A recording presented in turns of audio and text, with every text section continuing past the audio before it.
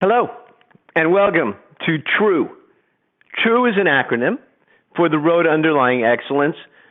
But it's a word that I've been attached to. The word truth I've really been attached to, and I didn't realize how important it was in my life and my growth until very recently. And, I used to have a radio show, and on the radio show they called me the purveyor of fitness truth. And the word truth, my original domain was fitnesstruth.com. And the reason that I relied so heavily on that word was because I learned early in my career that people were failing because they were being lied to. You guys agree? I'd meet so many people who are trying to get fit, and no matter what they do in their mind, no matter what they do, they can't. And then we look at what they're doing, they're attempting to change with something that cannot possibly work. So all they needed was a little dose of truth. Well, today the world got even crazier, and there's so much deception. And not only in the world of fitness and weight loss, but all of a sudden everybody is a coach. On Facebook, people are advertising how to be a coach courses. So you sign up for the course, and then they ask you questions like, what would you like to coach people in? Not do you have expertise, but what would you like to coach people in? And then how can you sell this for a lot of money? And then after taking the course, the students become coaches, and then they run programs. It's absurd. So I have always found virtue in being virtuous. I have built my career upon this concept of truth, so it's appropriate that the acronym is T.R.U.E. But it's more than just an acronym. The road to underlying excellence, now that I've been around long enough to say I've had a career for over 30 years, I could look at the other people who I know, who started at the time I did. And I could count them on my fingers, honestly, who have maintained integrity all the way through and built solid businesses. And I look at what they all have in common, and there are some definitive elements of the road that they took. And when I look at my mentors, they followed a similar road. And when I look at people in other industries who I admire and respect, they followed a similar road. So this whole program is built upon truth. Nothing is hypothetical. Nothing is made up. Nothing is something I heard from somebody else. All of this stuff is practical, and all of it is based on what I'm doing in my life at any given time. So I'm going to share openly with you guys for 10 weeks, and then at the end of the 10 weeks, my hope is all of you manifest whatever it is you want to manifest. And we'll rely on that word heavily, and soon you'll understand why. And not just because it's like a trendy new age word, but it's an important concept to realize that as we begin, we have the ability to create whatever we want to create. Now, not everybody believes that. And those people who don't believe it probably can't create anything they want to create simply because of their limitations based on their belief. So let's start with that. Do you guys believe, and I want you to respond to me here, do you believe that you can create anything you want to create? I want you to be honest. I'm not going to attack you if the answer is no. You know what answer I'm looking for, but again, we're basing this on truth. So do you believe it's true when I say you can create anything you want to create? Now, when I say that, I don't mean you can create a universe, you can create planets, but I mean just in terms of your career and your business. Part of the challenge is most people look at their past, they look at their struggles, they look at their obstacles, and they set limitations based on that. Or they listen to people who say, you can't and don't waste your time. But we've got to begin with at least the belief that you can create anything that you want to create. If you're having trouble with this concept alone, then here is my intention today. I just want to change the way you think. Nobody will leave today's webinar with a brand new business. But all of you will leave today's webinar, if I do my job well, believing that over the next 10 weeks you're going to create something amazing for you in your own life. Sound good? So I've set this up where every week we will cover a different topic, and if it's a road that underlies excellence, then the road has mileposts or milestones. So I've laid out the curriculum based on these milestones. I'm not going to tell you what to do. I'm going to prompt you to decide what is best for you to do. And that's how I want you to approach this course. I don't want you to ask me specifics. We're going to talk a lot about concepts. And I will help you decide on the specifics. So although conceptually all of our businesses will be very similar, when you walk through the door or look under the covers and become a customer or client, there will be distinctive differences. So the nice thing is we're all the same in concept, but we're also all different. And it's important that we start to identify some of those differences because those will be your strengths. So here's how you should approach the course. Learn.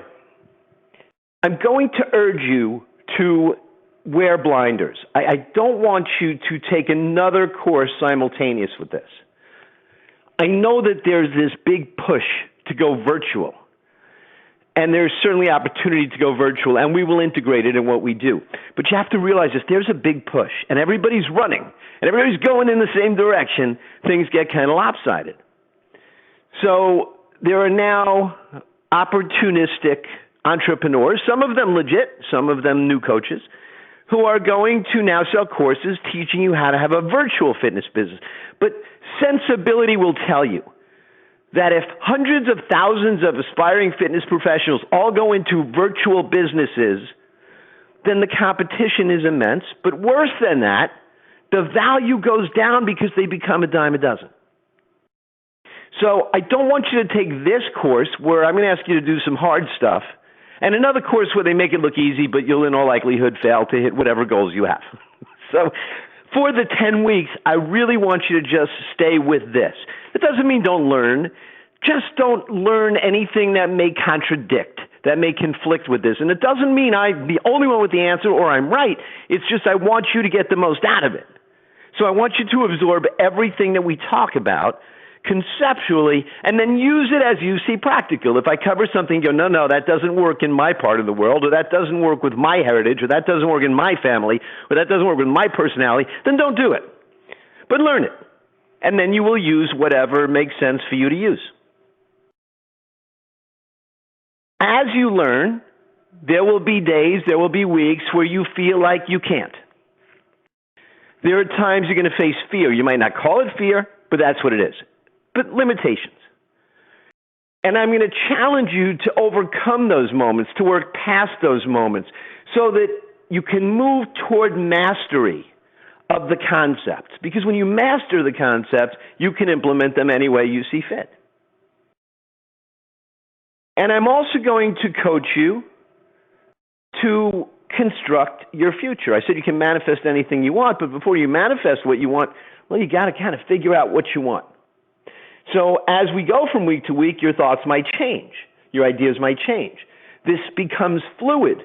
And at the end of the 10 weeks, then it's solid. So that's the idea. Now, I am going to talk about a model. It isn't a franchise. It's not a model that you go look at it and then you imitate it exactly. But there are certain elements of this model that make it opportunistic in this time, specifically on the other side of COVID. Because there's been a major awareness shift in our population. So yes, there will be an industry shift in fitness and health clubs. There's a lot of changes taking place. But there will also be a market shift in terms of what people think and in terms of what the masses think they need. And that's an important way to understand it. Not what they need, what they think they need, because that will drive purchasing.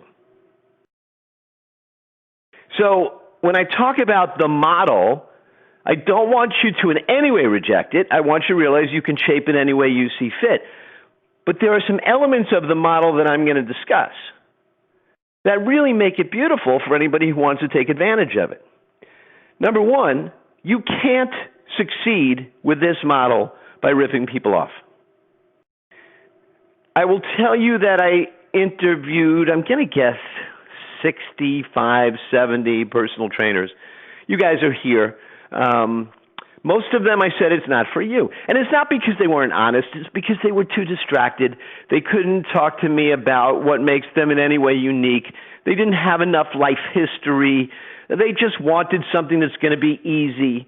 So I want you to realize that in some way, shape, or form, you guys stood out from the crowd that I spoke to. And I'm guessing nobody here will be fearful of this statement. You grow and prosper only by helping others better their lives. If you fail to help people, you fail to make money. So in my mind, that's the beauty of the model. For many people, they go, I don't want to do that because I make money, and the truth is most of my clients fail. And that doesn't make somebody a criminal. It makes them a typical personal trainer. It really does. It doesn't mean they're evil. It's just sort of the way that the wave goes. You know, they get clients, they train clients, the client stops or doesn't get a result, and the trainer goes, well, she didn't stay with it, or she didn't eat the way I told her to, or I couldn't control her drinking. And those are excuses that serve most personal trainers. They don't work for me. I hope they don't work for you. So the idea here is let's deliver extreme value by really changing people's lives in ways that they are appreciative of, and then we grow and we prosper. You guys okay with that? Your clients find betterment in line with a fair value exchange. Now, this is really important. I reached a point that I was charging $350 for a training session. Now, I don't want you to roll your eyes, and I don't say that to brag. I want to tell you why that happened. There was a period of time where I was doing a lot of media. I was doing seminars. 2,500 people would be at a seminar. I was on the radio. I was on television. So when people would call my office, they'd say, I want to do a consult with Phil. I want to train with Phil. And I had a team of 14 trainers. So I started to create a differential. So a session with Phil was $150, a session with a trainer was $75. And that was a pretty good filter, because they'd call and they go, no, I want Phil. And then my assistant would go, okay, well, Phil's $150. You can get a trainer for $75.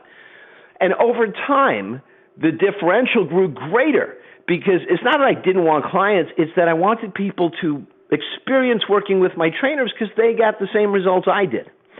So that's how we created that differential. And there were some people who chose to pay that amount of money for a consultation, and we stuck to it, because I have to believe they got lifetime value out of that $350 investment. As long as you believe the people are getting value out of the investment, then there's really no limit to what you can charge. Now, what I'm talking about, when I said $350, $75, that's for a single personal training session. But if you're offering something greater, well, then you can charge a lot more. So the idea here, it's not that you're expensive. That's not what we're shooting for. It's that there's a correlation between what you do for people and a fair value exchange. So let's imagine for a moment there's a woman who has been on thyroid medication for 15 years. She takes 5 other medications, and even with her insurance, it costs her $120 a month. She goes for regular lab tests not covered by insurance, for which she pays $1,200 4 times a year. Not to mention the doctor visits, the supplements, the fact that she's always exhausted, that she's losing her relationship with her friends because she can't keep up. When we meet with a person like that, if we're stuck in our own heads thinking all we could ask is what we charge per session, then we believe that that's all we're worth. But if I could rescue this woman so she doesn't need the medications, and she doesn't need the labs, and she doesn't need the doctor visits, oh, and by the way, she has energy again, and she reconnects with her friends, and she starts living life, what is that worth? What is the value? I'm not asking you to answer it. I'm just saying it changes perspective as to what a fair value exchange is. So I'm not asking you to be expensive, but I believe I'm asking you to charge more than most of the market does. So today we're just going to do an overview of the milestones. Honestly, not a lot of learning today, just a lot of concept. And I just want you guys to be prepared. And then a week from today, we actually begin. And every week we will have a call that's more of a lesson, like today, but with a lot more meat. And then the second time we meet during the week, it will be very interactive, whether it's by Zoom or teleconference. And I'll give you a complete schedule by next week. So we're meeting every Tuesday and Thursday. One of the sessions will be more learning, and the other will be very interactive, and you guys will become each other's coaches and colleagues as well. So let's start with the first milestone. Recognize your healing power. What do you think of the word healer? Are you comfortable with that word? There's no right or wrong answer here. It's purely opinion. But are you comfortable calling yourself a healer? I'm just curious. Because, again, if we just look theoretically, what a beautiful thing to be, a healer. But just like the word coach, I meet healers, man. I meet healers. They do cupping, they do acupuncture, they do energy work, they do Reiki. They all call themselves healers. They do tarot card readings. They do, you name it, they do it, and they call themselves healers. Are they real? Are they fake? Who knows? Is it placebo? I don't know, honestly. I certainly believe in energy medicine. I certainly believe in energy healing, but I don't think everybody out there who calls himself a healer is legit. So I don't love the word from a marketing perspective, but I love the word. I love the word because we can teach people to heal, here's the important part, themselves. So the truth is, if we operate as healers, I don't know that we're truly healing anybody. And I know, some of you use some other modalities, and if you're using modalities that actually heal, great. But ultimately, based on everything I've studied and learned, I believe it all comes back to the innate healing power we were born with. And the medical field does not recognize it at all. So once somebody starts on that road, once they go to the doctor and they're given a diagnosis, they're never reminded that their body had the ability to heal to begin with. So I like that we are healers. I just don't love publicly calling ourselves that. So from this moment on, I'm going to believe that you are stepping into the role of a healer. There's more to what we're going to do than getting people to a place that they're comfortable without their clothes. It's a lot more than just getting a six-pack in the summer. It's actually moving people back toward health. And isn't that what healing really is? Most of the people that we will work with will be able to articulate a time in their life, whether it was a month ago or 10 years ago or decades ago, that they felt good. And really what they want is to move back to that feeling. So once we strip away all of the names and all of the diagnoses and all of the symptoms, really what they want is to feel good.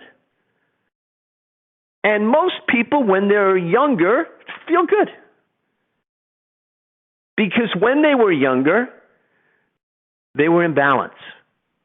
Homeostasis was what their body returned to all the time, where all the systems worked in balance. And there are two key systems that trainers really don't learn about, and doctors don't really utilize. They are the immune system and the parasympathetic recovery system, and that underlies our power to heal. If we can reignite a broken immune system or a broken parasympathetic recovery system, and I'm using the term broken just kind of playfully, but a better way to say it is a maladapted or compromised immune system or parasympathetic recovery system. If we can help restore that system to optimal function, then we are helping people heal. So in a sense, we are healers. Now, really more than anything else, we're a conduit. If this innate power to heal comes from the heavens or God or the universe or whatever name you want to give to the great power, if we are helping people re-access that power, then we can think of ourselves at some level as healers. What about doctors? Are they healers? Listen, I know doctors who are transplant surgeons. They are amazing. I know doctors who are cosmetic surgeons who are really dealing with tremendous damage that happens from accidents and really severe maladies and sometimes birth defects. And man, they are amazing in what they do. I know doctors who are general surgeons. They're amazing in what they do. They do restore people to health, so at some level we have to say they heal. But when we look at our population, we will see that a large number, in fact, a majority of American adults are dealing with compromise in the immune system and the parasympathetic system. It manifests as a cluster of symptoms. They get brain fog, they weight gain, they get lethargic. No matter what they do, they can't lose weight. Their energy goes downhill. They get aches and pains. Sometimes they go a step further and they get diagnoses, words like fibromyalgia, chronic fatigue. and the symptom list grows really, really long. And what really is going awry here is their parasympathetic system and immune system are becoming compromised. They're losing their innate intelligence. They go to the doctor, and what does the doctor do?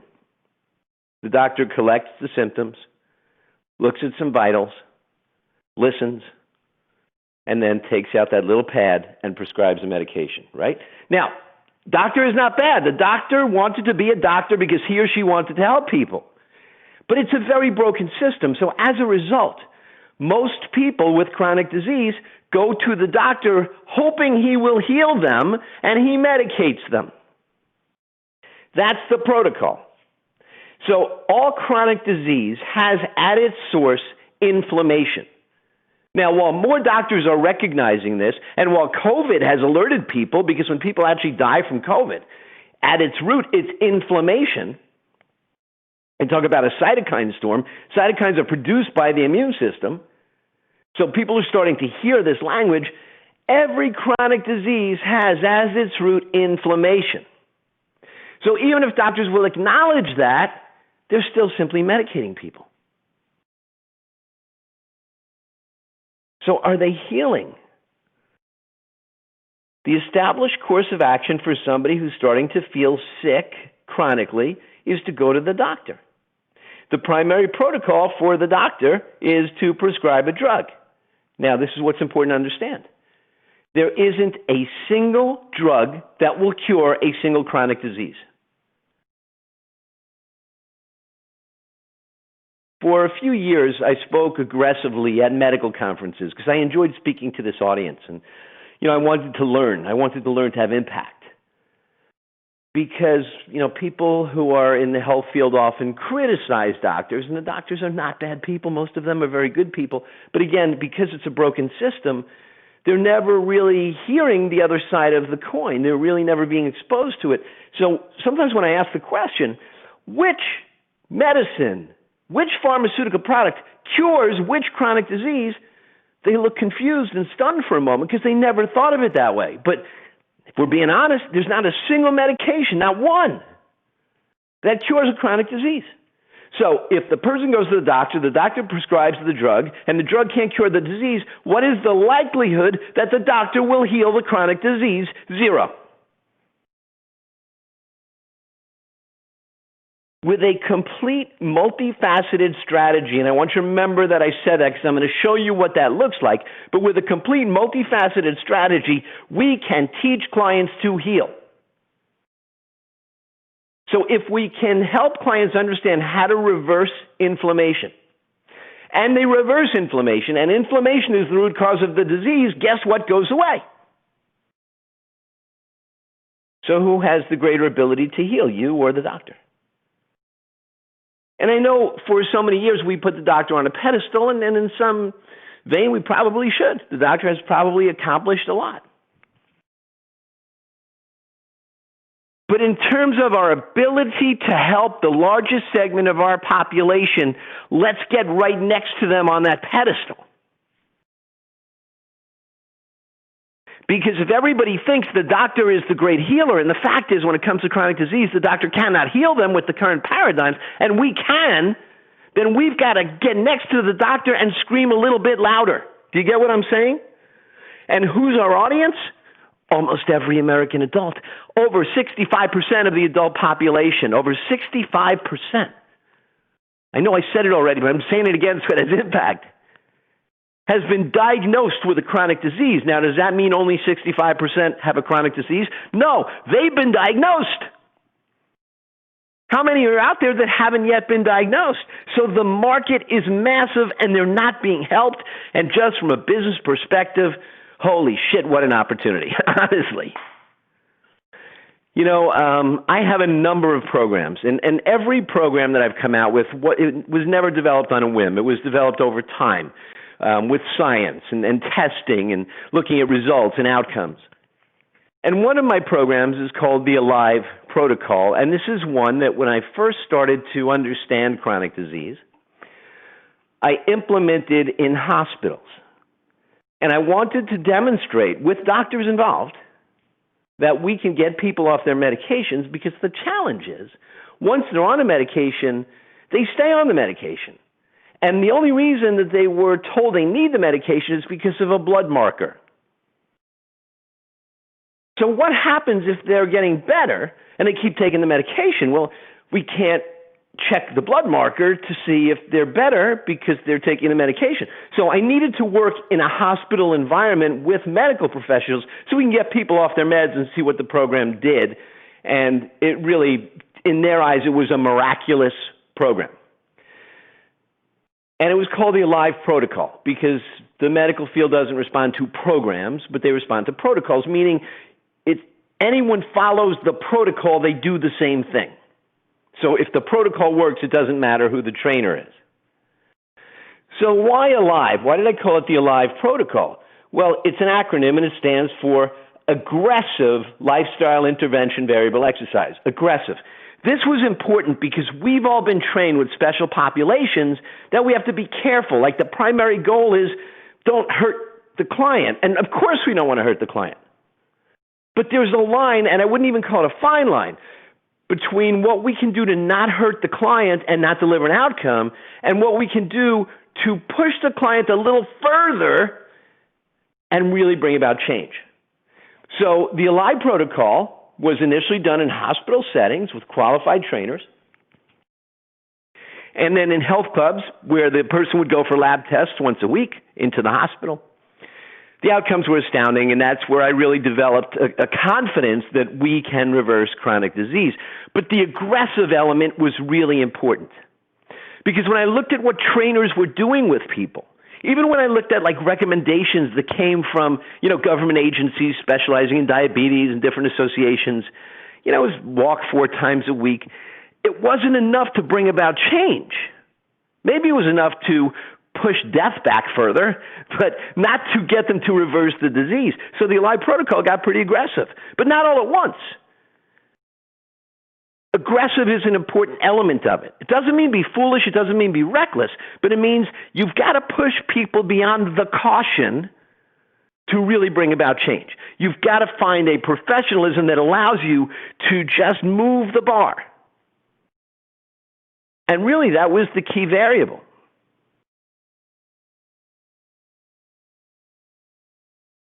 So in saying you need to figuratively stand beside the doctor on the pedestal, I'm not asking you to really get up and stand next to a doctor, and you've got to yell louder because people think the doctor's the expert and they don't think of you that way, then you've got to change something.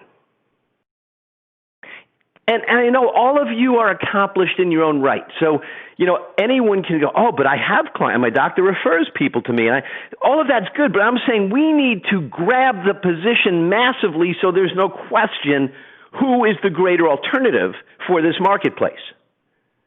So in order for you to become that, what do you have to change? If you happen to be looking at the screen, that is a stem cell, a petri dish, with stem cells in it, because stem cells exist and they can become anything. So what do you need to become? Here's what you need to become. I'm not asking you to change who you are in any way, shape, or form. But I am asking you, just as we know, we can't change our genes, but we can change our genetic expression. I'm not asking you to change who you are. I'm asking you to change how you behave. Because if you really want to change, if there's something in your career that you're not happy about, then you've just got to kick it up a notch. You've got to be a little more aggressive. I know that word scares a lot of people because they think it means mean or confrontational or be in a conflict or an argument. That's not what I mean at all. I just mean wherever that line is, you've got to cross it. You've got to be informed.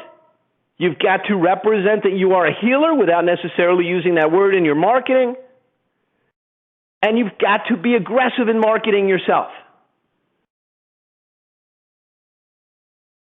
So it's the lion and the lamb all in one. I've learned to speak louder than the doctors. I listen to the doctors. I respect the doctors. But I have a more powerful message. Then all of them? No, of course not. There were amazing doctors who could outperform me, out-talk me, win marketing-wise, side by side. But the field as general, put me in front of any group with just a bunch of doctors, and I'm promising you I'm going to get attention from this market. And I want you to be able to do the same thing. Not because you're going to fight the doctors, but because the audience has to hear you. So are you comfortable with this concept? Can you see yourself or imagine the experience of actually being the aggressive, informed marketing healer? Because if you don't market yourself, nobody will. You know, another mistake, massive mistake that I see people in our industry making is believing that Facebook will suddenly get you more clients than you know what to do with. And it's just like the coaches, you know, there are people who go, use Facebook, use social media, and they run these ads, and they show you how you take workshops, and you learn how to construct ads, and maybe you get a few people, and maybe they don't become good clients, but you know what? I haven't seen it. I've seen people who are successful become more successful using Facebook marketing and social media marketing, but I really haven't seen a personal trainer suddenly find himself or herself by marketing on social media. So I'm not saying don't do it. I'm just saying you're going to build substance in a different way. And you're going to market yourself. And that doesn't just mean running Facebook ads. Cool?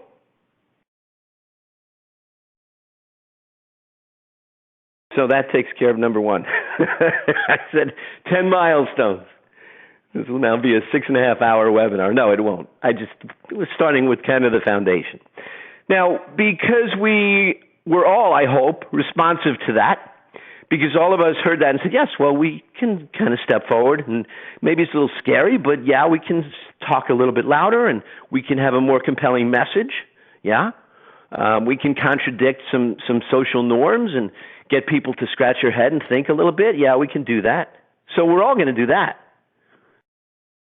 So in that regard, we're all going to be the same, but you need to stand out because of your differences. So understand this. I've been talking to personal training audiences, meaning audiences of personal trainers, for 25 years or more. More than 25 years. And if I ask the question with any personal training audience, what makes you different? Here's what they tell me. I care about my clients. And I'll say, well, don't you think all personal trainers care about the clients? Yeah, but I really care. Now, if I've been doing this 25 years, and in every seminar they tell me that, then it's sort of not unique. They think it's unique, but it's not, because we're in a room and everybody has that saying, I care about my client. Oh, well, that makes me unique too. We're all unique. Well, if you're all unique because you care about your clients, you're not unique. Doesn't mean you're not great. It just means you're not unique because of that. So if you're going to have an edge, and you need to have an edge, and you're going to be authentic and stick to the truth. You know, I went to a marketing seminar. This was when we were actually allowed to go places and sit next to people. I went to a seminar, and the first assignment was make up your story and make it sound authentic. And right there was such a contradiction. Make it up means it's not authentic. So that was a complete contradiction in terms. So rather than ask you to make something up, I'm saying get yourself under the microscope, because it's already there. And I'm telling you, and I know I meet a lot of people, not only trainers, but I work with a lot of different business people, and some of them will very quickly tell me why they're unique, but many will go, no, I'm just like everyone else in my field. But they're not. They're not. And sometimes we have to dig, and when we uncover what it is, it's a moment. So you're going to just have to explore. I'm not going to ask you to spell it out right now. You guys will all get to know me and get to know each other, and I'll get to know you. But I'm just curious. Does anybody here immediately just know what makes you unique? Just let me know if you know it. It can be related to your specific fitness passion. You know, somebody will go, oh, I love Pilates. Oh, years ago, I went to Texas. I learned a program that was originally taught by Joseph Pilates, and I just love Pilates. I have that specific passion. I'm a Pilates person all the way. It's my passion. Or somebody else will say, you know what? I'm bodybuilder through and through. Every element of bodybuilding, contest prep, I've done it. I've helped people. I've helped people at the professional level because this is my passion, bodybuilding. And other people will say yoga is their fitness passion. So it can be your fitness passion, but that's not the only thing. It can have a lot to do with your life experience. I was misdiagnosed with Parkinson's disease. I thank God for that. I didn't in the moment. It was a horrible moment. But not a lot of people have that same life experience. So for me, when I realized I didn't have it, I had a whole new perspective that I never had in my life ever. I started to think, wow, the doctor was wrong. And it would have completely affected the course of my life. And he gave me medications, prescriptions for 3 different meds that I never took. But had I listened to him and took the medications, I probably would have lived the rest of my maybe short life believing that the doctor was right. So an element, that's a single element, there are many, of my life experience put me in a position where I'm helping people now reverse chronic disease because I learned that they listen to the doctor and that's a part of the downfall. If the doctor says, in this moment, your blood sugar is really high and we're going to have to take steps to lower it, that would be great. But the doctor typically says, you're a diabetic. And in that moment, the person accepts the label. And from that moment on, they're different. Now they're a diabetic, and they live their life as if they're a diabetic.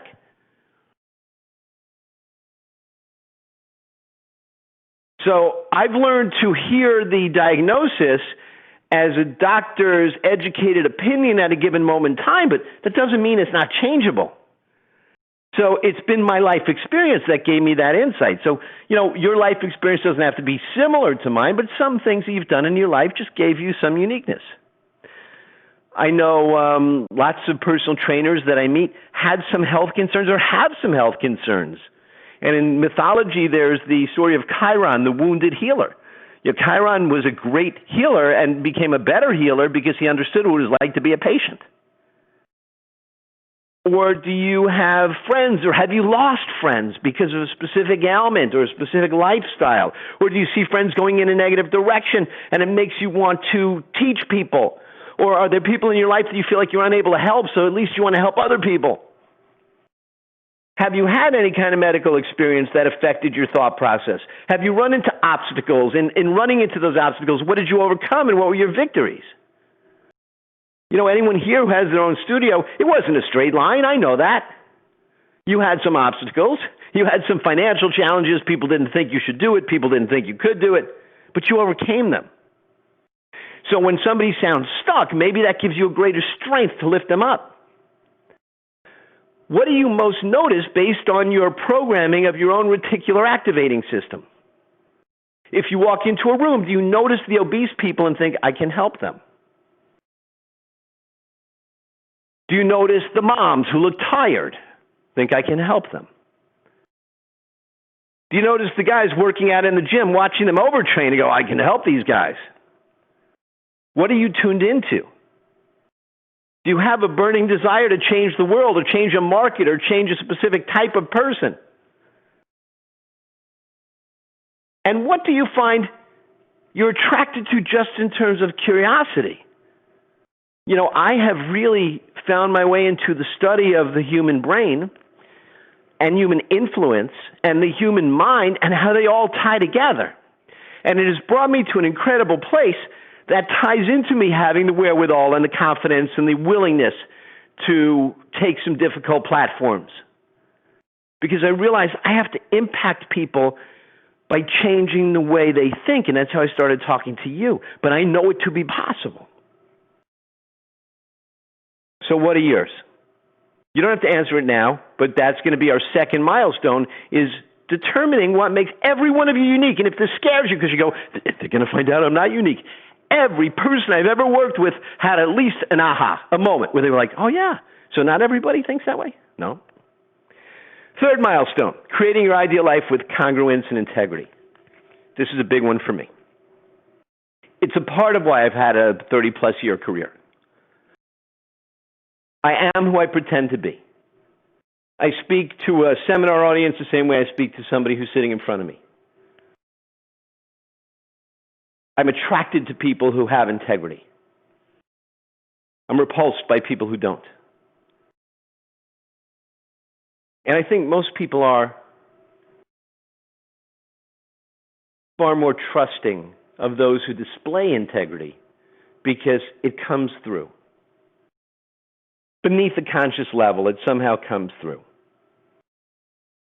I think being congruent is really important. I've met some personal trainers who are not that physically fit visibly, but in some cases they've had unique stories that made you want to train with them because they're alive or because their before picture, you never imagined the person in front of you was once 480 pounds. So once you find that out, they're congruent. So it's vitally important, I believe, to pursue the type of business we're going to talk about, that you are congruent in your life, not only in your business. I'm going to tell you quickly the story of the frog and the scorpion. If you know it, I apologize for making you hear it again, but if you don't know it, you'll understand why I'm telling this to you. And it's a true story. So there's a frog sitting on the side of a little creek, and a scorpion starts coming over, and the frog's eyeballing him like, okay, I'm going to hop, and you'll never catch me. And the scorpion goes, wait, hold on, frog. I need a favor. And the frog goes, what? You're going to ask me for a favor? And the scorpion goes, yeah, I really need to get to the other side. It's really important that I get to the other side, and I can't swim. So let me get on your back and just take me across. And the frog goes, are you crazy? As soon as you get on my back, you're going to sting me and I'll die. And the scorpion goes, frog, why would I sting you if I'm on your back in the water? I can't swim. If I sting you, I die. So the frog thinks about it and goes, okay, let's go. So they're having a nice little chat, and then right at the halfway mark, halfway across, the scorpion stings the frog. And the frog is starting to lose consciousness, but before he does, knowing the scorpion is going to drown, he says, why did you do that? And the scorpion said, because I'm a scorpion, and that's what scorpions do. And I'm saying this because there are lots of people that I've had hope for, that I've met that were unethical or crooked or corrupt or outright thieves. And sometimes they would convince me, no, I'm going to be different now, I'm going to be different now. And sure enough, they are who they are. So they don't have integrity. They don't have congruence. So there's no trickery here. I can't teach those people to be successful.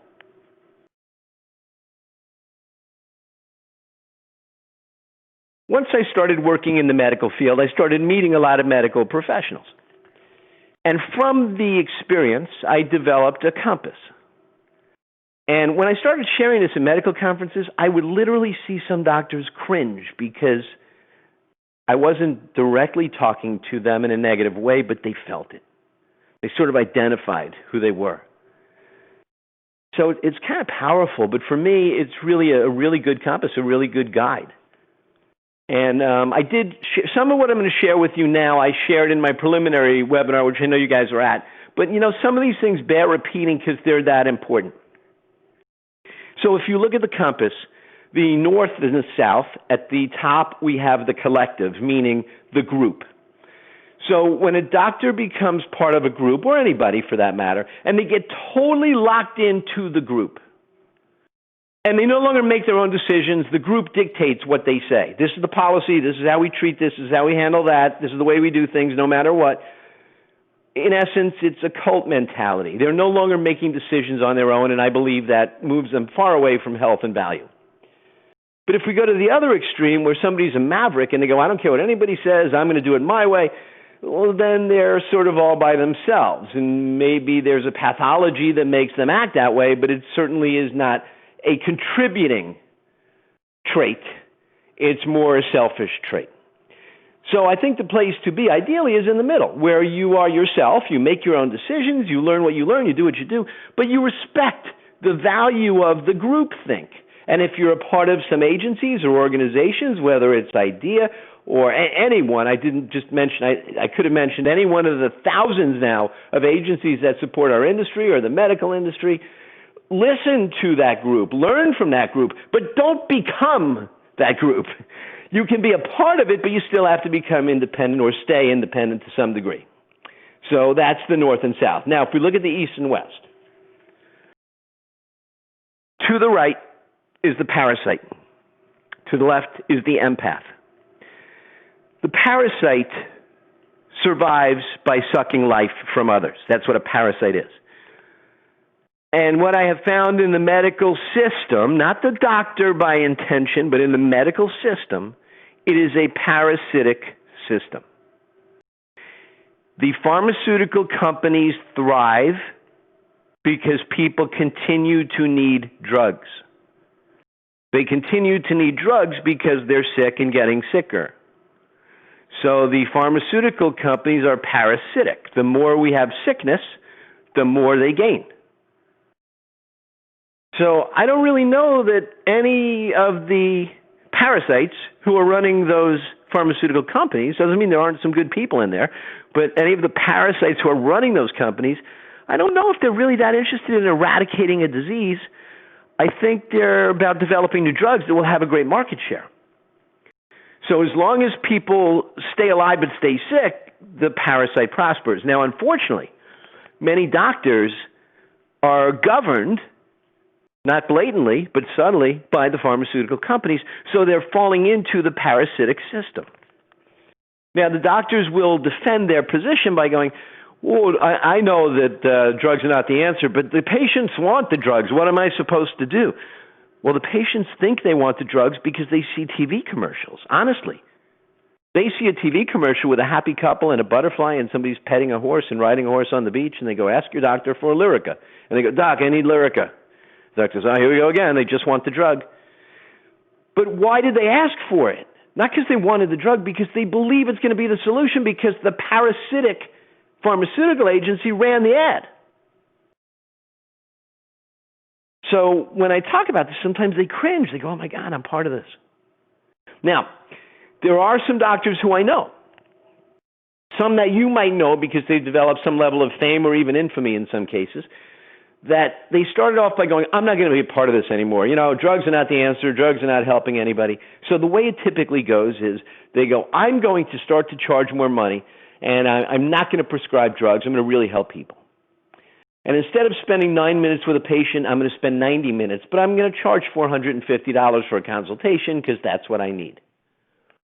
So here's the problem. Even with charging $450 for a consultation, it doesn't come close to supporting their office staff, their rent, all of their expenses, and there just aren't enough patients who are coming in paying that kind of money every single day, and now they have to spend money on marketing. So it becomes a losing business venture. But then they go to a seminar or a workshop and they learn how they can make money selling nutraceuticals, for example. And these are simply supplements that are high quality but overpriced because you get them from a doctor's office. So now they go into this business, same business, but it changes because now they charge $450 for the consultation, but they write prescriptions, which are really not necessary, but people think doctor prescription. They write prescriptions for these pharmaceutical products that are not truly pharmaceutical, they're nutraceutical, and now the doctor can make money. So the person spending $450 now spends another $1,250 on supplements, which they're going to buy again next month. Where do they buy them? From the doctor's website portal. So what happened? Well, the empath, which is the person who cares so much that they give more of themselves than they can afford, goes right back to become the parasite. And if you remember this compass, it's really important to be in the middle. Don't get sucked in to a cult. And, you know, no cults call themselves cults, but there are cults in our industry that are selling packages and stuff, and you buy in, and then people go belly up because they did what the cult told them. But don't try to just do it alone either. So, that's part of the benefit of what we're doing here is we have the group think, but you're still encouraged to be the individual who you are. Don't be the parasite, but don't be the empath who suffers. By nature, you're empathetic. But it's a massive mistake that people make in our field is they give. Client goes, I can't afford $100 a session. They go, okay, for you, $50. Trainer goes, I'm not going to train anybody on weekends anymore. And then the client goes, can you train me on Saturday? And they go, okay. Because you're an empath. Don't be that. Be in the middle. Be caring, sure. And don't be parasitic, but you deserve that fair value exchange. So when I talk about creating your ideal life with congruence and integrity, I want you to be able to make these statements. I love fitness, yet I revel in my unique strengths. If you don't yet know what your unique strengths are, we're going to figure it out. But it's not just I love fitness so I help people. It's I love fitness and I revel in what makes me unique because there is virtue and value to it. I ethically and happily exploit the virtues and values of my promise and offer. Now, until you can speak this, you need a promise and an offer, and this is really important. We will work on that. Your promise can't be strong if it's, I will train you twice a week for $50 a session. It has to be outcome-based. This is scary for most personal trainers at first. I promise you will lose weight. I promise we'll do everything possible to get you off your thyroid medication. I promise you your doctor will be happily surprised when you go back 8 weeks from now.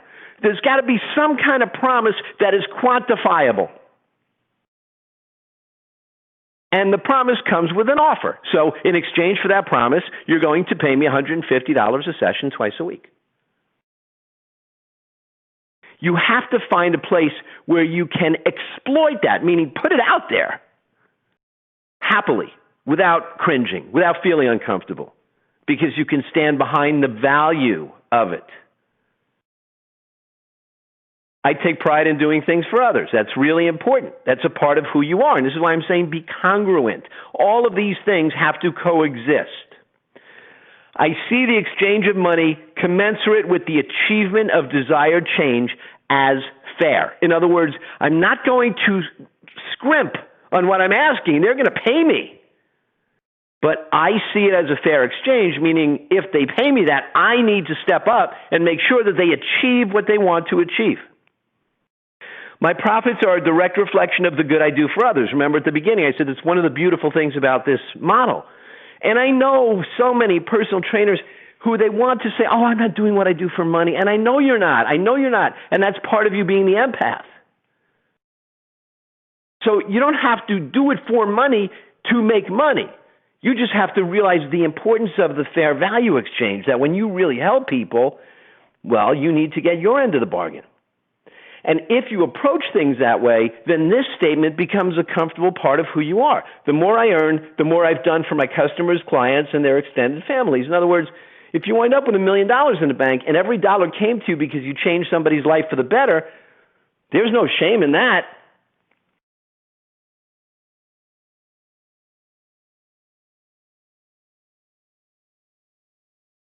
The more I earn, the more I've done for people. And let's take it one step further. The more I earn, the more money I have. And the more money I have, the more I can do for people. Whether that includes doing things for your family, the people you love, opening a new studio where you can help more people, marketing so you can reach a greater audience. Can I get an amen on these? Milestone number 4, we're going to work on your relationships. I'm going to discourage you from intentionally maintaining relationships with anyone who makes you feel bad. Now, I'm not asking you to get a divorce. That you can work on. I'm asking you to simply filter who gets your attention.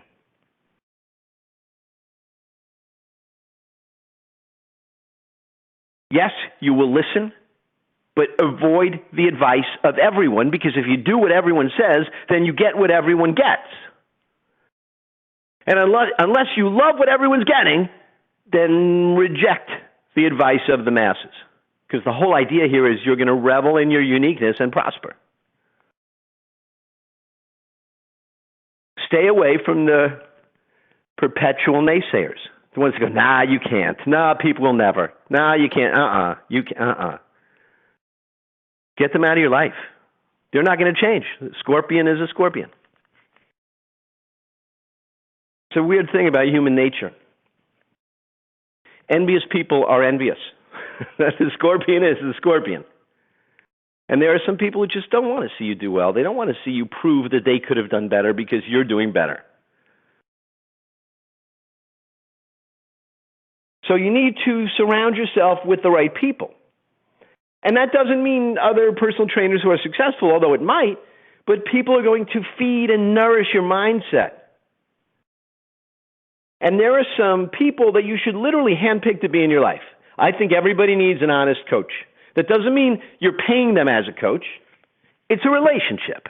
For some people, it's their father. For some people, somebody they went to school with since third grade. For somebody, it's their next door neighbor. But you want somebody who sees your potential, who is not a naysayer, who doesn't tell you what you can't do, but really tells you the truth, even if the truth isn't that pretty right now. That's a really good relationship to have. You want to find somebody who understands finance, even if it's not finance in our field. I don't want you to read it now because I told you I want you to wear blinders, but you should, if you haven't yet, read The Richest Man in Babylon as soon as we finish these 10 weeks. You need somebody who understands finance that you can go to with questions. I had somebody say to me on the phone the other day, a really smart guy about 20 years ago told me that I should make myself an employee of my own company, and even though I thought it was ridiculous, I did it. And I want to thank that guy because now I'm able to run my business and get some government benefits during this time because I'm set up as both an employer and an employee. And, you know, there are a lot of times that I give financial advice to people that are not specific to the way personal trainers operate, only because they make financial sense. So you got to have that somebody in your life who will make financial sense, because trainers are really notorious for just going hand to mouth. The money they put in the bank is the money they think they have to spend. And then when their bank account runs out, they just need to get more clients. It's a horrible way to live. You need to find an ally, not somebody that you have to pay, and this shouldn't be your husband or wife, but somebody who, you know, if you're having a grand opening, they're going to come there and sign people in at the door. Somebody who's going to help you if you just call and go, hey, can you come down here? Somebody didn't show up for work today. They're going to go, yeah. You need that person. You need your pitfall identifier, because sometimes we get what we think are really good ideas, but they're unfiltered, and you need somebody to go, wait a minute, you got to pay for those shirts. You go, oh, I was just thinking we'll do shirt giveaways. Now, you really knew, you just weren't thinking from that place. So you need that person who can put their hand up for a minute and go, oh, did you think about this? And when you have assembled these people, you have a small circle of people that you know who to go to with whatever need or question, or you want to run a thought by somebody. So again, that's milestone 4. I'm not asking you to change anything. I'm just giving you a little perspective on where we're headed. You're going to learn to market differently than you probably ever have. But before you get really good at marketing, you've got to define your avatar. So if I go, who do you want to be a client? And you go, everyone. I love training everyone. You got to go back to the drawing board. You can train everyone if they're interested, but you've got to find an avatar to market to. My entire staff knows the thyroid woman inside and out. So when somebody comes in and she's been on thyroid medication, they can tell her what she's been through, because we know the avatar, and she thinks they're mind readers.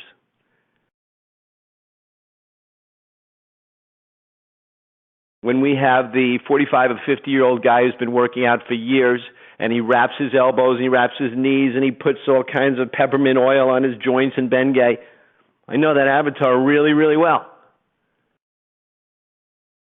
So your marketing will be focused on your avatar, and then it will circle out from there. But you want to be perceived as the only option for that avatar. So if somebody who has come to me and gone through an 8-week program and no longer has a thyroid issue talks to her friends with thyroid issues, she's going to go, you got to go to this Kaplan guy. There's no other option. No, I'm on medication. No, but I'm off my medication. There's no other option. So once you define your avatar, now you can elevate to a peak of differentiation where you are the only option, or at least you're thought of that way, among your avatar base.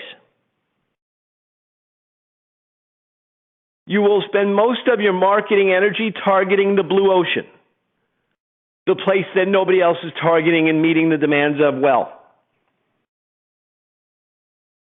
I mentioned your promise and your offer. You will refine those. You will also need to, and this is really important, I know some of you still have in the front of your mind, I just want to move it to the back of your mind, that you really want to do virtual stuff. And you can do virtual stuff. But to do virtual stuff well and profitably, you need to prove yourself outside of the computer. So you want to build an avatar arsenal of evidence. If you're working with breast cancer survivors, then you want to work with 4 or 5 in person who can give you great testimonials, not only for the marketing power of the testimony, but you have their experiences, and now you can speak to that avatar based on real-world stuff, not just a computer relationship that you connect on Zoom or Skype. Once you have that arsenal of evidence, now you can literally get thousands of people remote.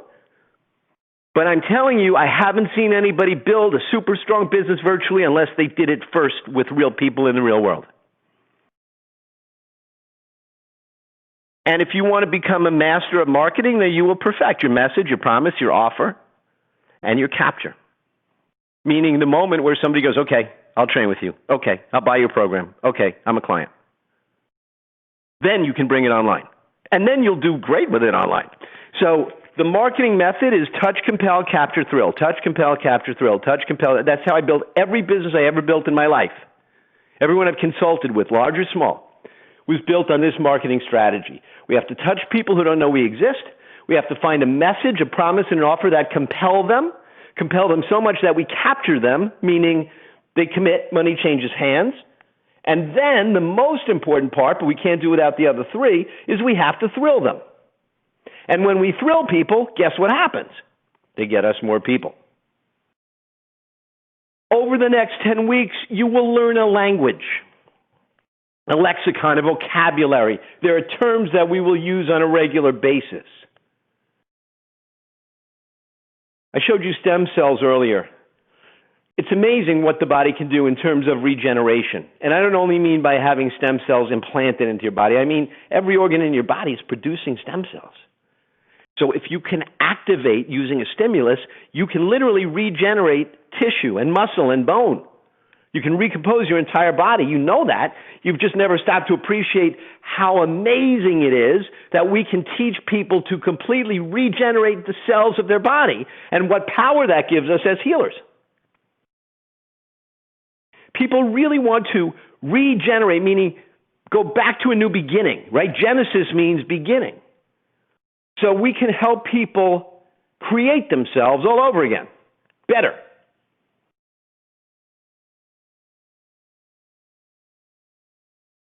Recovery is the vital component of healing.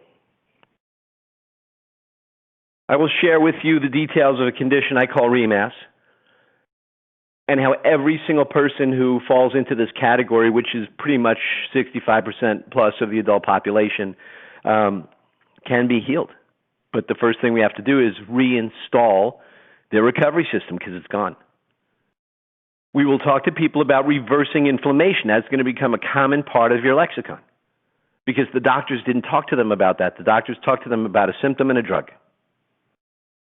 With reversing inflammation, we reverse movement along the disease continuum. We have to help people understand, even with the medications, they're moving farther away from health. We're going to do the opposite. We're going to start to move them back toward health so they become better. When you learn to reinstall your recovery system, you go back to that beautiful state of homeostasis where all the systems of your body work in balance. When somebody says, I am diabetic, we're going to teach them a different language. We're going to say, well, no, you have a condition that you need to overcome. Don't identify yourself as the condition. When you have a cold, you don't say, I am a cold. So when you have a diabetic condition, let's get rid of it. And whether people are suffering with an autoimmune disease or a compromised immune disease, we need to restore the innate intelligence of the immune system. And we do this by working all of these systems together, by working 6 points: brain, immune system, gut, mind, spirit, cell. And you'll learn a lot more about that. So this is a kind of language that most trainers don't speak, but we will. And people will be very, very responsive to it. In the 7th week that we're together, we're going to talk about how do we influence differently now that people developed an awareness of pandemic and vulnerability and wearing masks. How do we communicate in this environment so they trust us, so they believe us? We have to speak to the perceived need, to what they believe they need. And we need to change their perception of what the solution is. If they believed that their solution was a diet, we need to change that thinking. If they believed that their solution was a medication, we need to change that thinking. In this new climate, if you want to influence people, you have to be everything in the process of the fix. Now, earlier I talked about multifaceted, and I said, I'll show you what I mean. Well, here's what I mean. This is the fix. This is what works to help somebody get better. We must work all of these to take somebody who has compromised immune function, compromised parasympathetic recovery, has been diagnosed with a chronic disease. In order to get them better, and we can get them better, we need to work all of these. So now, before I go through it, just think for a moment. What do you think happens when I show this to doctors? Their immediate thought is, no way, I can't do that. I see the patient for, at best, 15 minutes, at best. Most of the time, it's closer to 5. How could they possibly do any of these things? But we have the ability because we form relationships with our clients. So, a structured, multifaceted program, which is the only thing that really works to reverse chronic disease, and we have the power, has to involve changing nutrient intake, changing the balance between stress load and the brain's ability to stimulate the adrenals. We have to restore the recovery system. We have to heal the microbiome, change hormonal balance back toward the way it's supposed to be. All of these things are things you will learn to do. And this is why we don't just see a client once and make them well. It's a relationship. And we deliver extreme value. And there's a fair value exchange.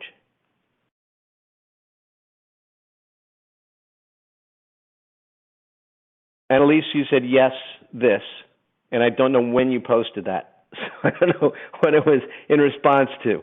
So if you want to follow up on that, I'll keep an eye on the chat window. And if not, then I'll just go with it. Yes, this. Milestone number 8. You're going to weigh out your risk versus the return, as any business person should. Now, am I asking you to open a new business? No. Am I saying that you have to rent a space if you don't have one now? Remember what I said at the beginning. We are the same, but we are different. What works? Yes. Yes. That works. I wanted to show it again. What works is this. If you're looking at your screen. And a doctor cannot do this. So remember I said who has the greater power as a healer? There's no question, honestly. But this is where the marketing comes in, because we have to help people understand that they need this, otherwise this isn't appealing to them. They'll look at this list and go, that's crazy stuff.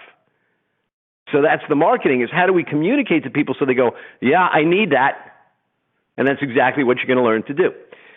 So you don't have to open a facility. If you have a facility, you don't even have to keep it. There are so many options, and we're not going to figure any of that out now, but what I will tell you is the model allows for very low risk with promise of return. Whether you do end up doing it virtually, and remember what I said, you can't start virtually and expect to make billions, but you can get to virtual, and there will be a virtual component no matter what. I'm just saying I don't know how to build an exclusive virtual business that has longevity and profit. I do know how to supplement your income virtually until virtual becomes the bulk of your income, but I think you have to, we're in a people business, changing people. We've got to demonstrate the kind of change we could bring about first, and then we can bring it virtual. So low risk, incredible return on investment. That's what I'm talking to you about, whether you end up doing it virtually or you're going to go brick and mortar. There are personal training franchises that sell for $350,000, but when I just kind of look at the standard personal training, brick and mortar, strip shopping center business, a conventional personal training studio would require a minimum of $60,000. And even with that, 4 out of 5 go under in the first 2 years. So that's not what I'm talking about doing. The fair market price for a personal training session is $40 to $90, depending on where you are in the country. There are some places like LA and New York where the number goes up a bit, but $40 to $90 is kind of covering most personal trainer fees. It's hard to get rich working hourly for that kind of money. You can earn a living, yes, but we're talking about being truly prosperous. There's opportunity now that didn't exist before, so let's think past those numbers. We will not claim that we can cure disease. Even doctors can't make that claim. But I will tell you this, we will cure disease. Because cure means restore to health. And how do they decide that a person has a disease? Well, usually it's labs. They look at TSH, T3, T4, they're looking at hormones. And they're going, okay, you have hypothyroidism, you have Hashimoto's. The diagnosis is based on the labs. So if somebody is diagnosed with a disease, and after going through an intervention of exercise and nutrition, we get their labs, and the labs no longer reflect that they have the disease. While we can't say it, I'm saying to you, we restored them to health, and the definition of cure is restore to health. So when we speak privately, we can acknowledge that we're curing disease. We will not put it in our marketing. We will not make the claim to our clients, but I'm telling you, there's extreme value in curing disease, even if you don't call it that. This model, while it requires, when I say a small physical location, it can be a room in your house. It doesn't have to be a space that you rent. So it can really be done from anywhere, and it will have a virtual component. I don't want to overstate that you can't do this virtually. There will be a virtual component, and you will make money with it. I just don't know how to teach you to build it purely virtually. Your clients will pay a program fee and then a recurring fee, at least one recurring fee. So when they first connect with you, they will pay a larger amount of money, and then they'll pay a reduced amount to stay connected with you. And even if you do want to go into a space, a brick and mortar location, it can be started with far less than a conventional gym or a personal training studio. 30 years ago, I introduced the concept of the 800 square foot profit monster because I created it. I had gyms that I operated. I had gyms that I owned. My largest one was 25,000 square feet. We would sometimes do $240,000 a month in revenues in that large gym. I made more money out of that 800 square foot space in Wellington, Florida than I made out of the big gym. The big gym was profitable, not as profitable. So there was a beauty to this model. And while I'm not saying this is what you need to do, I'm telling you the concept worked and will work today. So there is a 2020 version of this profit monster. And again, you don't need the space, but you can do it in a small space. Realistically, 12 feet by 20 feet. You could do it in less than that. If you needed to, you could do it in a small office. But I'd say, reasonably, if you're really having your flexibility to do everything that I'm going to talk to you about, 12 foot by 20 foot space, 240 square feet. Really, that's enough. So if you want to rent the space, you can do it. And if you don't want to, you can do it in your home, assuming that you have a room where you could make this happen, and you could have, on occasion, people come to your home for a consultation. So again, I'm not going to get into details now. This is all preliminary, but I'm just kind of giving you a sense of where we're going to go.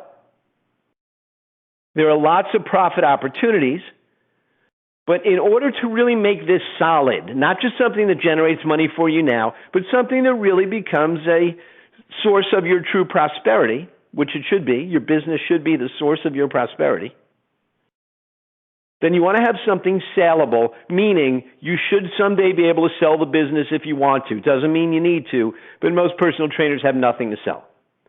If the day comes that they get injured and can't train people anymore, they're stuck. There's nothing to sell. So you need to consider that, and if you decide you want to build something saleable, you can, but a part of the difference between a business that is saleable and a business that isn't is a business that's reliant upon the personality and the name and the appearance of the owner is not saleable.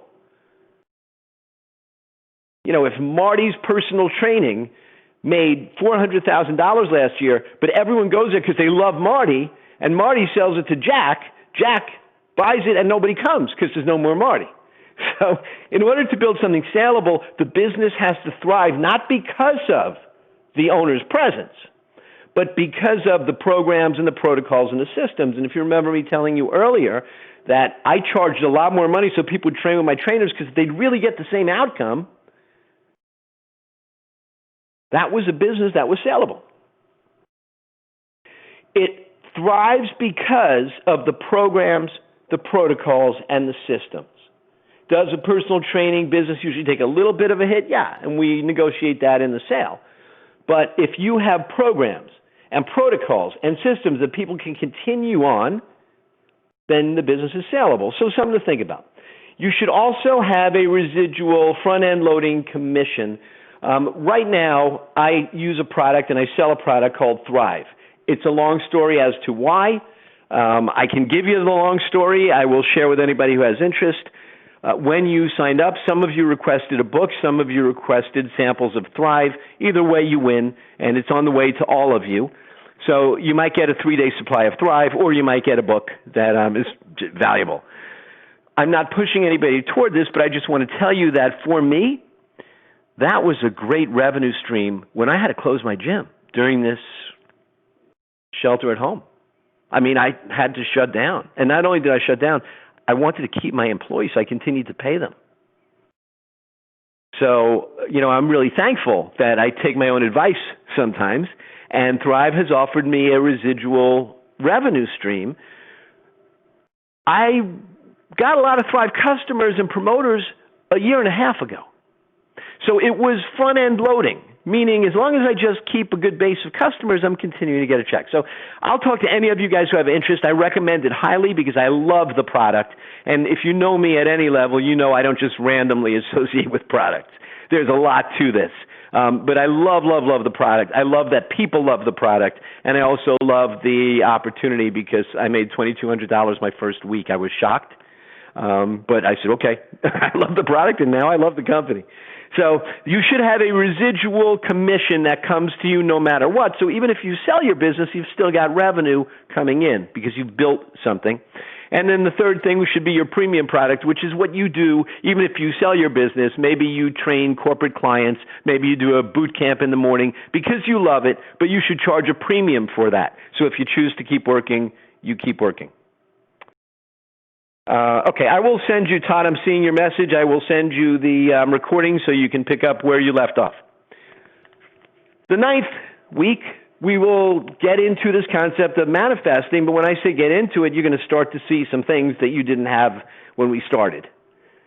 So when I talk about manifesting, I know it's kind of a word that is a little bit new agey, and some people don't buy into it. It's not new. It's really old. It goes all the way back to Hermes from ancient Greece. He introduced these concepts.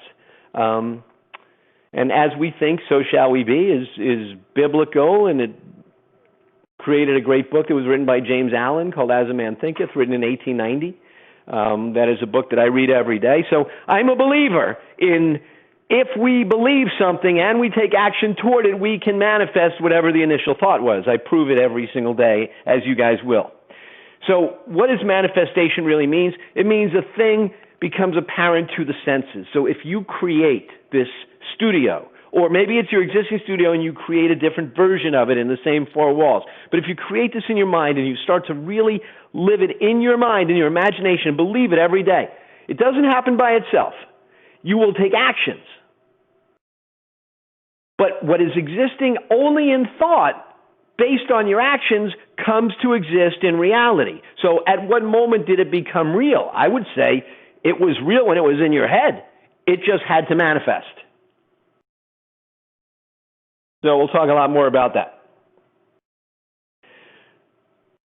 I'm not just going to leave you with that thought, though.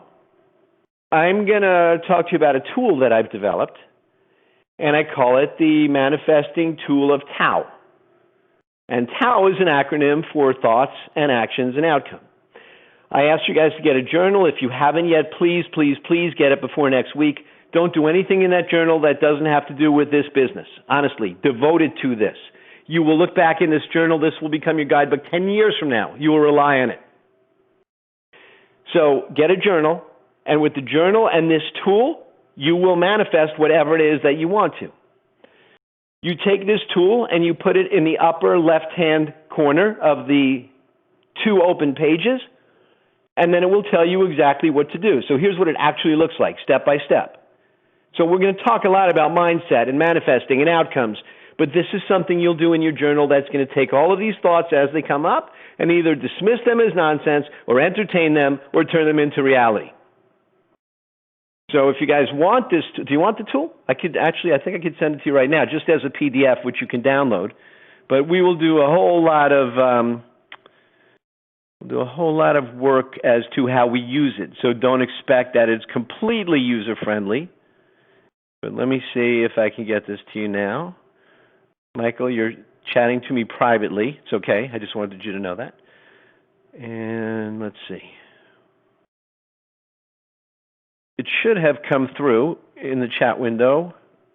Did it? Somebody tell me if you received the T.R.U.E tool as a PDF. And if it didn't, I think you'll receive it as an email. Okay, good.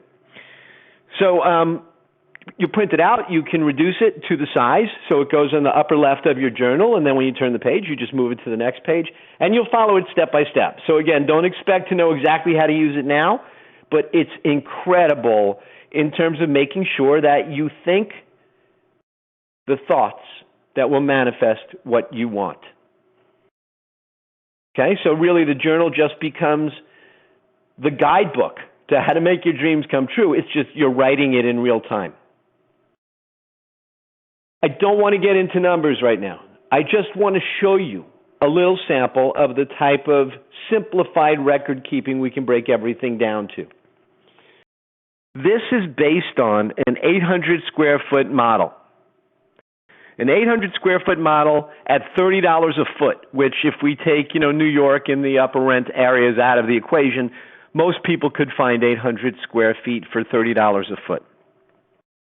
So that would be rent of $2,000 a month. Now, if you take a quick glance at it and you look at the monthly profit, it doesn't look like much, but it's something, and that's really good. Right? If there's profit, that's really good. But I'm going to tell you why it gets better. You're looking at a profit in this illustration, which are real numbers, by the way. That's just showing $2,400. So if you had a business that showed $2,400 a month in profit, you could say it's a profitable business. Nobody's going to buy it for $1.5 million, but it is a profitable business. But here's the beauty of this. The revenue streams are coming from membership, which is recurring, only 125 members, which you can do in an 800 square foot space. The programs that you sell, and the training sessions. So in this illustration, you would generate $36,000 a month, but you have costs. So you have rent, and you have utilities, and you have marketing. But realize that the payroll number is what you would pay personal trainers. So $5,000 a month would go to trainers. If you are a trainer and you choose to do all the sessions, that could be yours. So this is based on 50 sessions a week. If you do half of them, then half of that would be yours. Training commissions. Oh, payroll, I'm sorry. The payroll number, the $5,000, that's for covering hours, like if you need to hire staff. So if you're not going to be there and you're going to hire staff, that would cover that. But if you are going to be there and you don't need staff, that would become yours. The training commissions are $8,000. So if you don't have staff initially and you can do this level of business, then you have $5,000 a month plus $8,000 a month in training commissions. If you don't have a manager, $2,000 a month, that would be yours, and then executive payroll is yours. So we're talking about a business that would be throwing off $150,000 a month. You decide how much of it is yours, how much of it goes to payroll, how much goes to profit. So if you have a business that is 800 square feet that can throw off $150,000 in profit in a month, in a year based on monthly profitability, you got a healthy business. And this is not stacked. This is bare bone. So I just wanted to show you that because we will actually get into numbers as we go. We'll develop spreadsheets. All right, the last milestone. This is called the life cycle of business. I addressed it in that preliminary webinar I did. This is genius. It was developed by Dr. Adizes, but really every single business and every single industry that lives and dies goes through this life cycle. So it starts out in courtship, infancy, it gets to adolescence.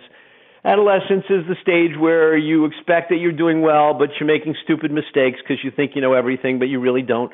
So you're still learning. And then you get to this phase of sustenance. And in sustenance, you are paying your bills.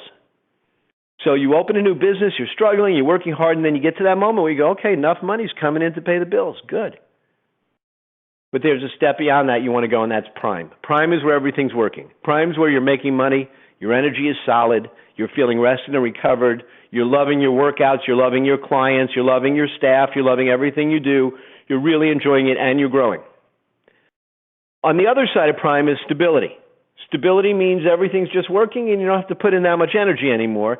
And then from there, it can go downhill into aristocracy, bureaucracy, and ultimately the death of the business. So this applies to any business in any industry. You want to be in prime. Always. You always want to be in prime. And prime is a moving target. It's not like you get to prime and now you get an award. You get to prime and you go, okay, this is where I want to stay. So it's kind of like you have to keep walking up the down escalator or keep rowing the boat. You got to keep going forward to stay in prime. But if you're in prime, you're loving every minute of it, and that's where you want your business to be. Now, there are two traps on opposite sides of prime. Many businesses, when they get to sustenance, where paying the bills, they take it easy. They go, okay, don't have to work that hard. And those are the businesses that have nothing when the owner wants to sell it or is finished or wants to retire. There's nothing. You can't sell a business that just pays the bills, because that means profit is zero. If it just pays the bills, that means every dollar that comes in goes to a bill. So who would buy a business that generates zero? So that's a trap, because it feels comfortable. You feel like you could sustain it, but sooner or later it's going to come to a point where you go, I don't have anything here anymore. The other side of prime is stability, and that's another trap, because that's where owners often go, okay, made it. Now we're great. Now I can go on vacation. Now I'm only going to come in 2 days a week. And the business appears to be stable, but now we're coming down the other side and you start to move to a place where there's a decline. So you want to stay in prime. Even though you care about people, and even though you didn't start your business for money, and even though you're going to say material things aren't important, I could agree with all of those things, and still, if you show me a business or give me a business or involve me in a business, the most important thing is going to be profit. It's like the most important thing in the human body is that blood is flowing and the lungs are working, right? That's really important. So when that stops, you don't have much. The profit is the lifeblood that the business thrives upon. That's the source of your prosperity. So as we talk about how you're going to do this, we're going to do this with profit in mind. How do you do it? You make the thrill step, touch, compel, capture, thrill, the number one vehicle for touch.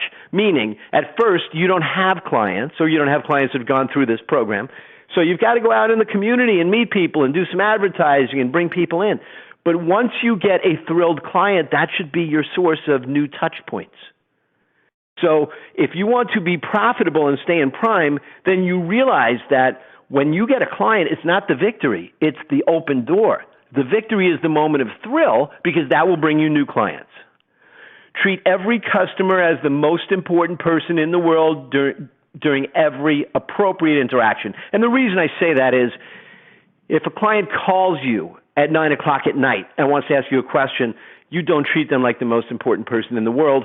You respect them and you go, hey, listen, I'm with my family now. Let's set up an appointment for tomorrow, or you're coming in for a session, or if you want to text me something, I'll reply.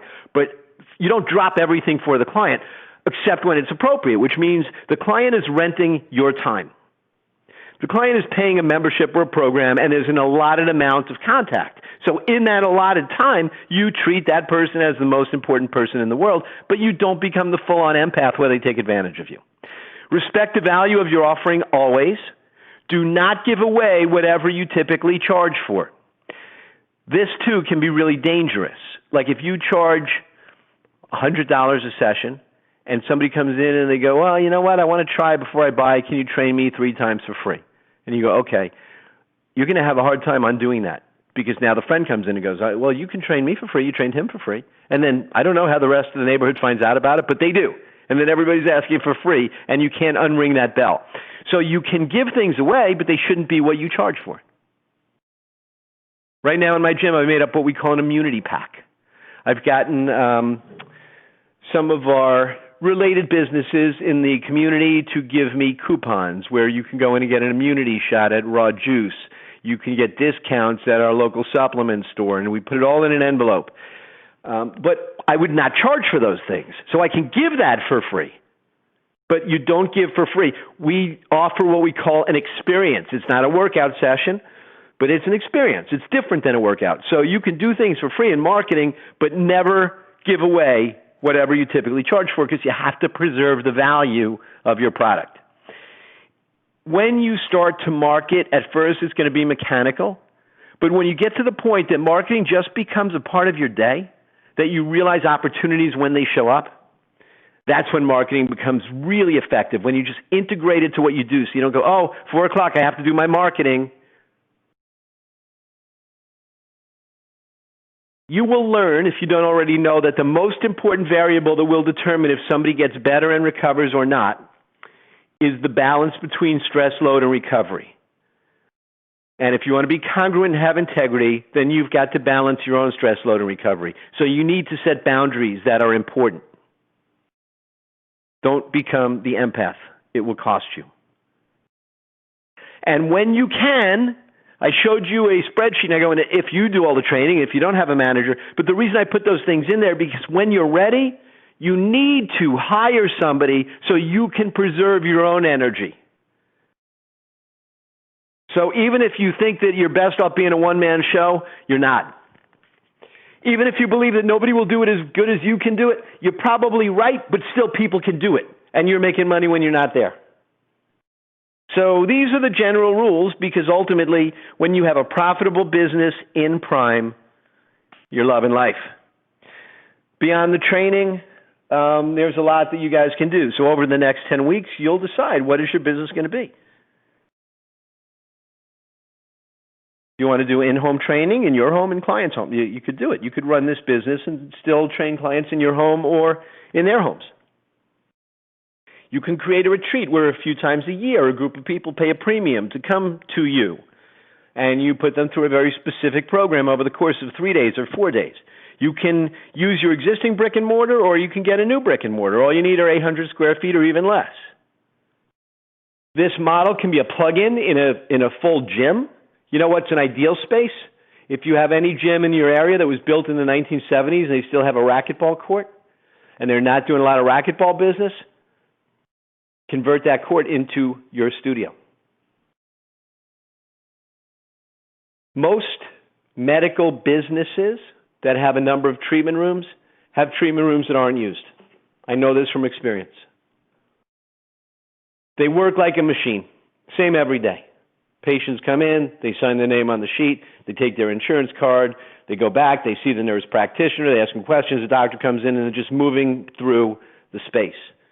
Typically, there's at least 2 treatment rooms in the back that don't get used. What if you could generate revenue out of that space and pay them rent? Would they receive it? You bet they would.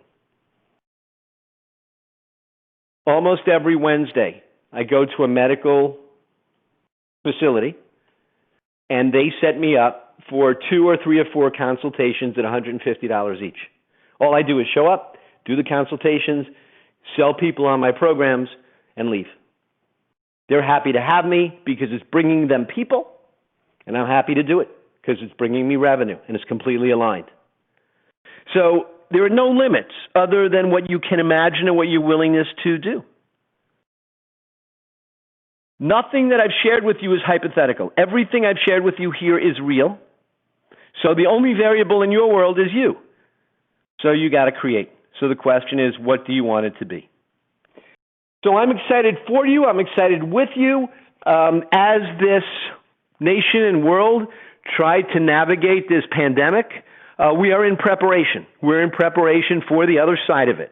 I know that there is big change coming, and I think if you follow these milestones and stay with me through these 10 weeks, You're going to be in a very enviable place within this industry. Any comments or questions or thoughts about anything at all? I know some of you are now hearing it on the recording because you had to leave to train your clients, so I won't apologize for going over because I'm hopefully sharing some good information and getting you guys ready. So we will speak next week. Between now and then, you receive a little package that will either have the Thrive supplements or the book. And I will set up a Facebook group. We'll also set up the group email. So we're going to get to be really good colleagues. And until we speak again, I'm going to leave you with the words that I leave every one of my professional groups with because they're words that you carry forward far into your future. These are the words. Be better. Bye-bye, everybody.